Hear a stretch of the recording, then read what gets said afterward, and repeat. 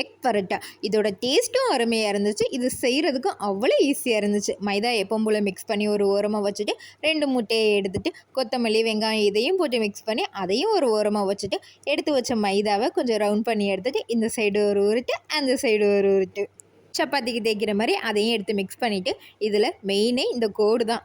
4 கோடு இந்த மாதிரி போட்டுக்கணும். நம்ம எக்ஸாம் எழுதும்போது ஸ்டாஃப்லாம் ஒரு சில நேரம் நம்ம பக்கத்தில் நிற்பாங்க. அப்போதைக்கு என்ன பண்ணுறதுமே தெரியாமல் இந்த கோடு தான் போட்டுக்கிட்டு இருப்பேன். இந்த கோடு போடும்போது எனக்கு அதுதான் ஞாபகம் வந்துச்சு. வீடியோவில் பார்த்த மாதிரி நீங்களும் அழகாக கோடு போட்டுட்டு எப்படி இதே மாதிரி தான் மடிக்கணும். இதுக்கு வந்து நம்ம எக் பரோட்டா பண்ணுறதுக்கு இந்த லேயர் வந்து ரொம்பவே முக்கியம். இதே மாதிரி தான் லேயர் மடிக்கணும். இல்லைன்னா அந்த எக் பரோட்டா வந்து அழகாக வராது. அப்புறம் எப்பவும் போல் சப்பாத்திக்கு பெரட்டுற மாதிரி இந்த சைடு ஒரு உருட்டு, அந்த சைடு ஒரு உருட்டு எல்லாமே எடுத்து வச்சக்கப்புறம் நம்ம ஆல்ரெடி மிக்ஸ் பண்ணி வச்சுருக்க முட்டையை எடுத்துகிட்டு அழகாக அதில் டிப் பண்ணி எடுத்துக்கிறணும்.